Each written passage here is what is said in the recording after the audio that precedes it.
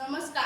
आज आपल्या शाळेत श्री छत्रपती शिवाजी महाराज यांची जयंती आहे. त्यांच्याबद्दल मी काही 4 शब्द सांगणार आहे, ते तुम्ही शांतचित्ताने ऐका.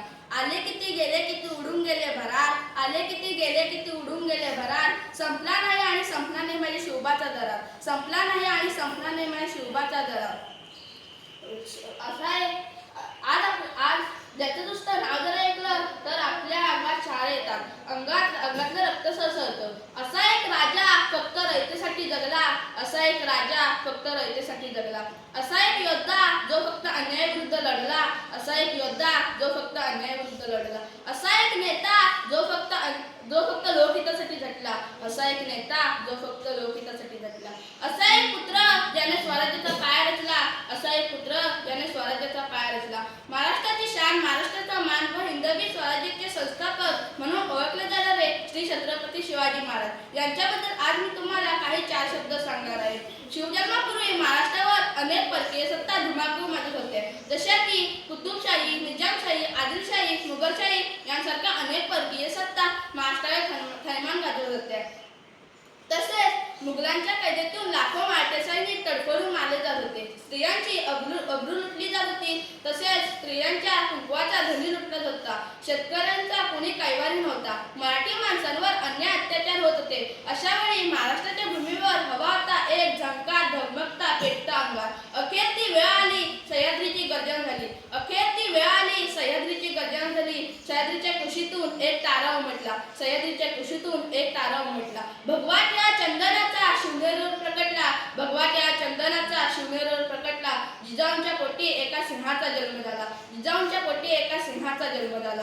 19 फेब्रुवारी 1630 रोजी शिवरायांचा जन्म शिवनेरी किल्ल्यावर झाला. नंतर जणू कित्येक वर्ष त्या चाटपणाऱ्या अंधारात महाराष्ट्राची किरणे पसरू लागली. वयाच्या 16व्या वर्षी महाराजांनी स्वराज्य कारभाराची सूत्रे आपल्या हाती घेतली व स्वराज्याची घोडदौड सुरू केली. अत्यंत लहान वयात हे साहसी व धाडसाचे काम हाती घेतलं व ते पूर्णत्वासही नेलं व ते स्वतः पुणे, मावळ या ठिकाणी जाऊन तेथील लोकांची परिस्थिती जाणून घेतली व तेथील लोकांचा होणारा अन्याय अत्याचार जाणून घेतला.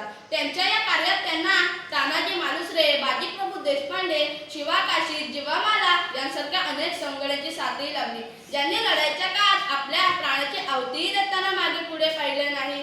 मित्रांनो, शिवजन्मापूर्वी अनेक राज्ये होऊन गेले, शिवरायांनंतर अनेक राज्ये उदयास आली, परंतु इतिहासाच्या पानात आणि प्रत्येकाच्या मनात फक्त आणि फक्त श्री छत्रपती शिवाजी महाराजांना ओळखले जाते. याचं कारण असं की त्याचं स्वराज्याबद्दल असणारं प्रेम, पराक्रम, निष्ठा, चातुर्य, धैर्य, शौर्य, कीर्ती इत्यादी. भाजीच्या एका देठाने हात लागता कामा नये, तसेच शेतकऱ्यावर जीवापाड प्रेम करणारे, परस्त्रीला आई समान मानणारे हे शिवाजीराजे एकमेव प्रजादक्ष व कर्तव्यदक्ष राजे म्हणून ओळखले जातात.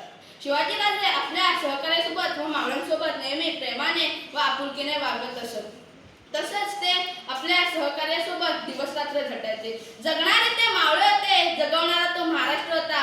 जगणारे ते मावळे होते, जगवणारा तो महाराष्ट्र होता. स्वतःच्या कुटुंबाला विसरून रयतेची काळजी घेणारा फक्त एकच राजा होता. स्वतःच्या कुटुंबाला विसरून रयतेची काळजी घेणारा फक्त एकच राजा होता, तो म्हणजे शिवबा होता. हवा वेगाने नव्हती, हवेपेक्षा वेग जास्त होता. हवा वेगाने नव्हती, हवेपेक्षा वेग जास्त होता. स्वराज्य निर्माण करण्याचा इरादा यांचा नेक होता, स्वराज्य निर्माण करण्याचा इरादा यांचा नेक होता. असा जिजाऊंचा पुत्र लाखात एक होता, असा जिजाऊंचा पुत्र लाखात एक होता. नंतर महाराजांनी धाडसाने, शौर्याने, पराक्रमाने, धैर्याने होत्याचं नव्हतं आणि नव्हत्याचं होतं करून मुठभर मावळांच्या जोरावर स्वराज्यावर भगवा फडकवला व स्वराज्य निर्माण केलं. व मी शेवटी जाता एवढेच सांगतो, विजयाप्रमाणे तलवार चालून गेला, विजयाप्रमाणे तलवार चालून गेला.